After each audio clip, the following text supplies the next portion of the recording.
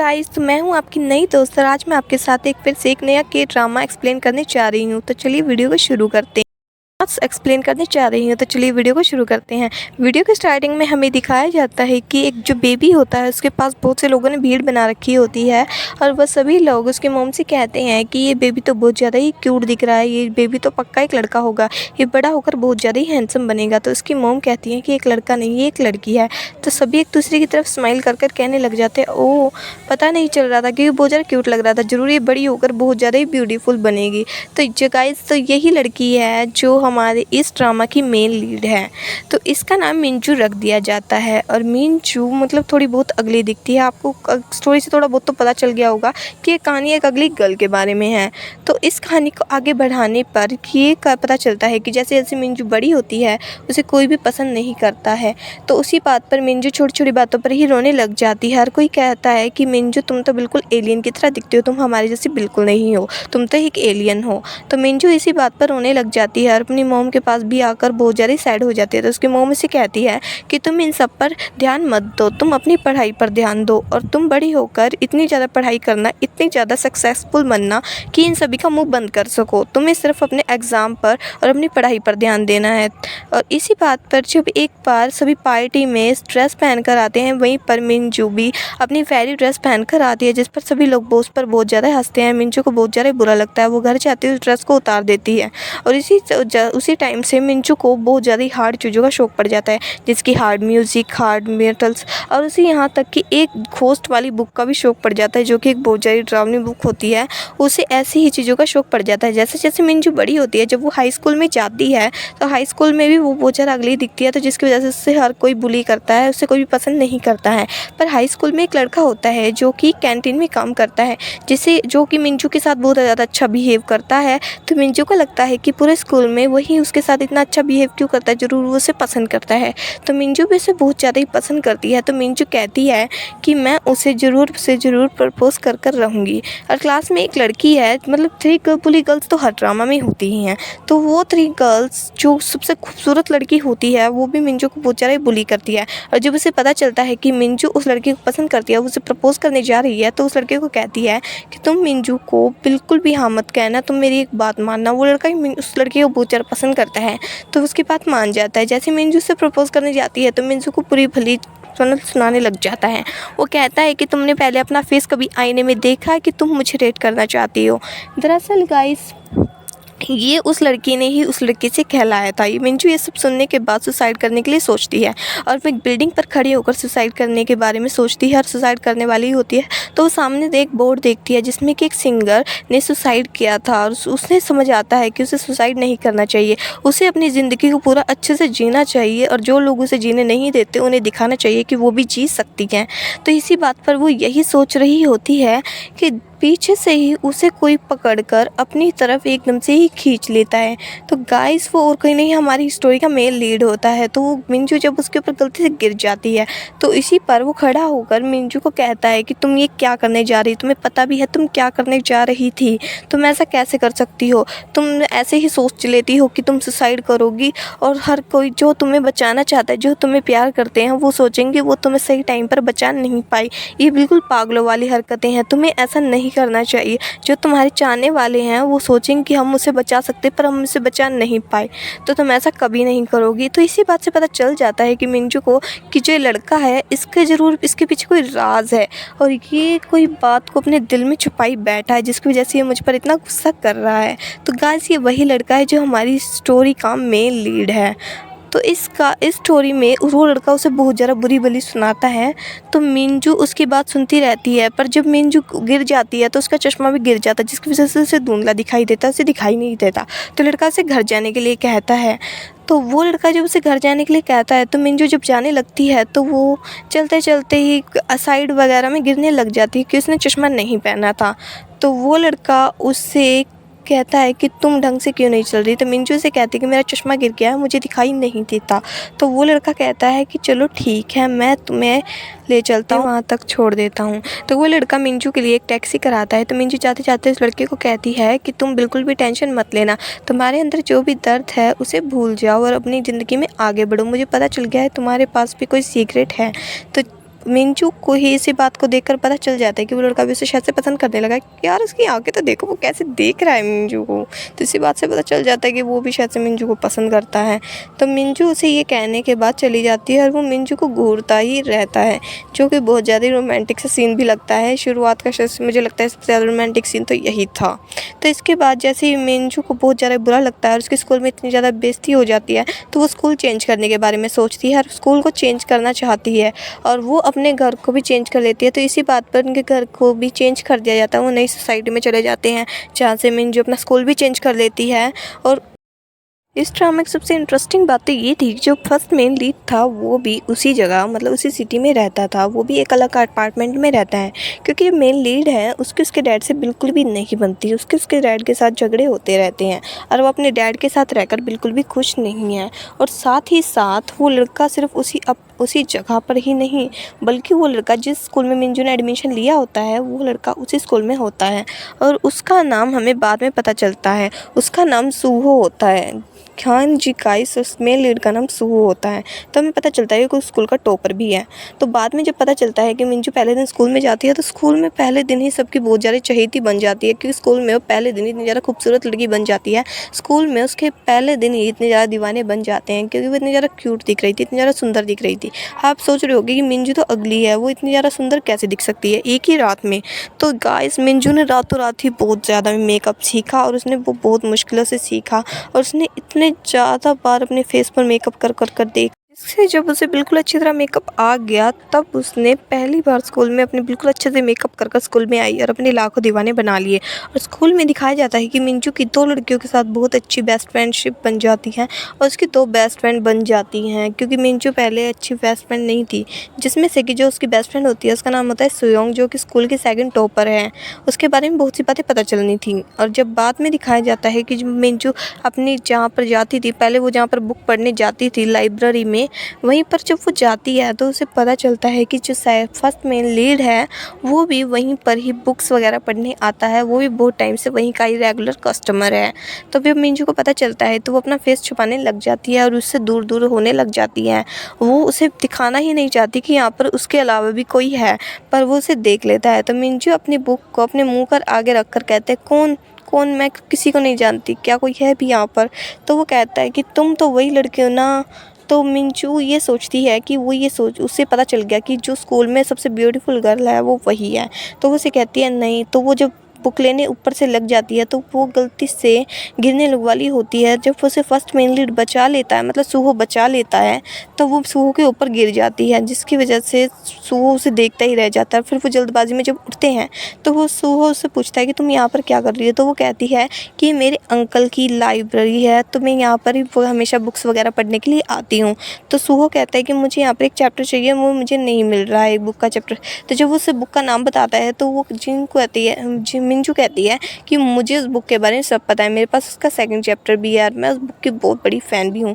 तो जब वो लड़का कहता है कि मुझे उसका सेकंड चैप्टर चाहिए, कल लेकर आना, तो वो हाँ कह देती है। यहीं पर हमें दिखाया जाता है कि जब मिंजू शाम को स्कूल से वापस आ रही होती है तो उसकी एक बाइकर के साथ मतलब एक्सीडेंट होने वाला होता है, पर वो बच जाती है। और वो बाइकर और कोई नहीं, सेकंड मेन लीड होता है। हाँ जी गाइस, इस कहानी में सेकंड मेन लीड भी है। तो सेकंड मेन लीड के साथ बहुत से गुंडों की लड़ाई होती है, तो वो उन सभी को मार वगैरह कर वहाँ पर उन गुंडों को भगा देता है। जब वो मिंजू के पास अपना हेलमेट लेने के लिए आता है तो मिंजू से देखकर डर जाती है और वो बिल्कुल आगे की तरफ गिरने वाली होती है, तो उसका बैग पकड़ के खींच लेता है, जिसकी वजह से मिंजू एकदम से डर जाती है और वो वहीं पर उसका हेलमेट भी साथ लेकर भाग जाती है।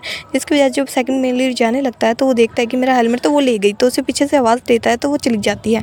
तो हमें अगले दिन दिखाया जाता है कि जो सेकंड मेन लीड है वो भी उसी स्कूल में पढ़ता है। मिंजू की फ्रेंड्स उसे बताती हैं कि उसकी मॉम हॉस्पिटल में थी, इसलिए वो स्कूल से सिक लीव ली हुई थी और वो आया नहीं था, पर अब वो आया है। तो वो आते साथ ही मिंजू कहता है कि मेरी सीट है, यहाँ से खड़ी हो जाओ। तो टीचर उसे कहता है कि तुम साइड वाली सीट पर बैठ जाओ। तो जब हमें दिखाया जाता है कि जो फर्स्ट मेन लीड होता है सूहो उस लड़की की बिल्कुल भी नहीं बनती है। उसकी बेस्ट फ्रेंड्स उसे बताती हैं कि जो वो दोनों लड़के हैं वो क्लास के सबसे हैंडसम लड़के हैं और उन दोनों के पीछे पूरा स्कूल पागल है। जो फर्स्ट सूहो है वो क्लास का सबसे टॉपर लड़का है, जहाँ पर वो उसकी बात करें तो बेस्ट बैट्समैन है और सबसे अच्छा खेलता भी है। तो उसके बाद वो दोनों ही बिल्कुल दुश्मन की तरह होते हैं, उन दोनों के बीच में बहुत बड़ी तकरार होती है।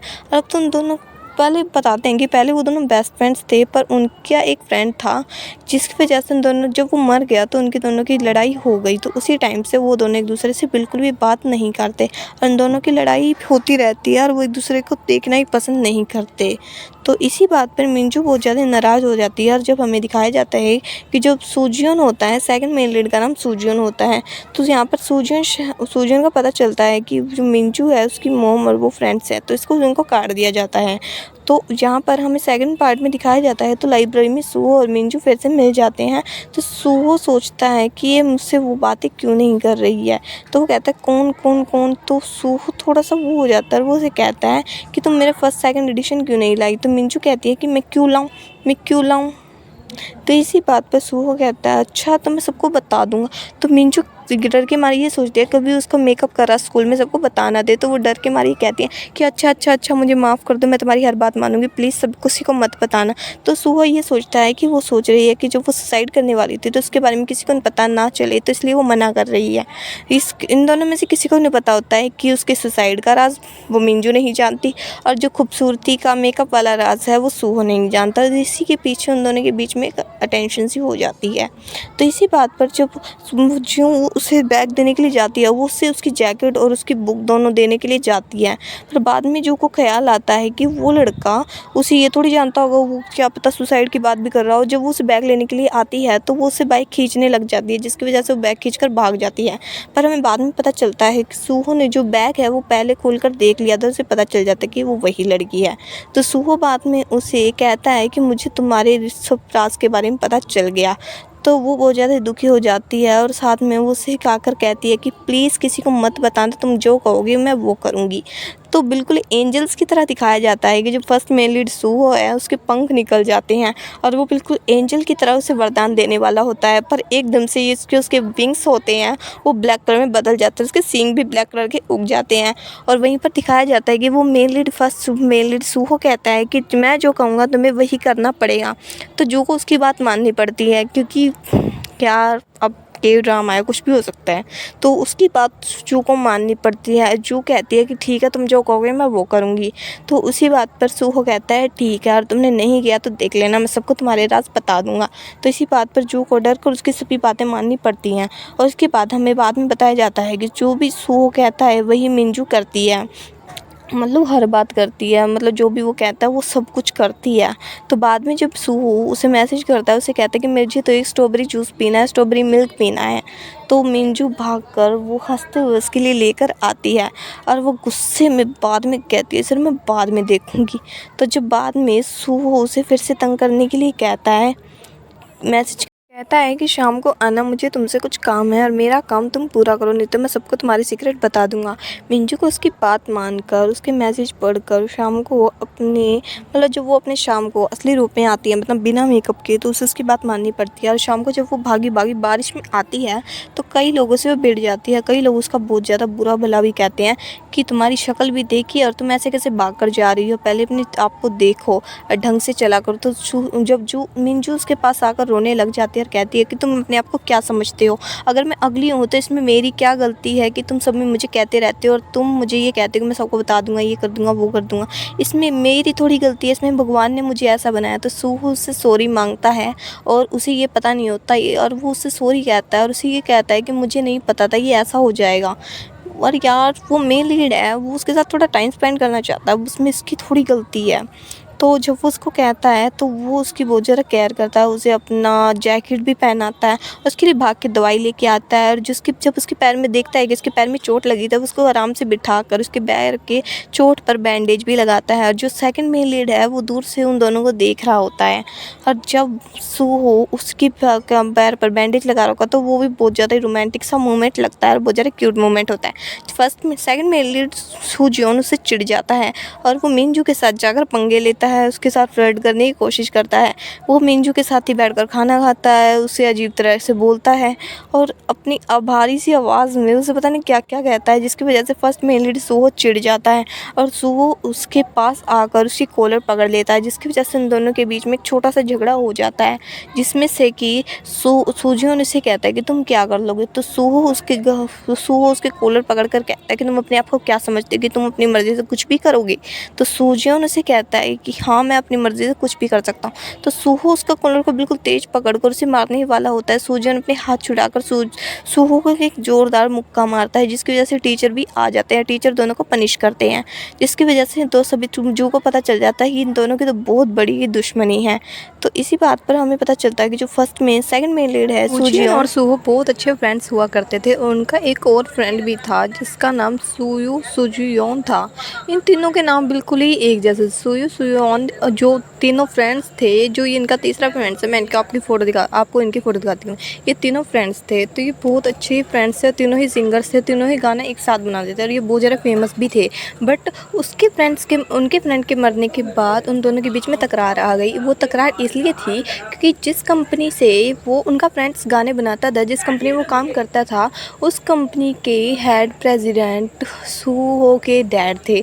सूहो के डैड की वजह से उसे लगता है कि उसके डैड की वजह से उसका फ्रेंड उनके पास नहीं रहा, उसके फ्रेंड की डेथ उनके डैड की वजह से हुई है, इसलिए सूहो और उसके डैड की कभी नहीं बनती और उन दोनों की हमेशा ही लड़ाई होती है। सूहो कभी भी अपने डैड का चेहरा भी देखकर खुश नहीं होता। तो इसी बात पर हमें पता चलता है कि इन दोनों की इसी बात पर बिगड़ी थी और ये दोनों अब इसलिए दाने दुश्मन हैं। पर अब मुझे लगता है कि पहले इनकी फ्रेंडशिप भी हो सकती थी, बट अब इन दोनों के बीच में एक लड़की आ गई है, तो शायद से ही इनकी फ्रेंडशिप होगी। तो अब नेक्स्ट पार्ट में देखते हैं कि जो आगे की कहानी है उसमें क्या होगा, क्या इन दोनों की फ्रेंडशिप हो पाएगी और आगे जो मेन लीड है जो जू है वो किसके साथ जाएगी, किसके साथ नहीं जाएगी, किसका दिल टूटेगा। मुझे लगता है पहले के साथ ही जाएगी, पर इस ड्रामा को पूरा तो देखना ही पड़ेगा यार। अगर आपको हमारी वीडियो अच्छी लगी हो तो प्लीज़ हमारे चैनल को लाइक एंड सब्सक्राइब करना मत भूलिएगा गाइस, और मुझे कमेंट करके बताइएगा कि आपको मेरी वीडियो कैसी लगी और आपके फेवरेट कपल का नाम ज़रूर लिखकर बताइएगा। और आपका फेवरेट में लीड फर्स्ट है या सेकंड, आपका सूजियोन फेवरेट है या सूहो फेवरेट है, मुझे कमेंट करके बताइएगा। चलो ठीक है, बाय बाय।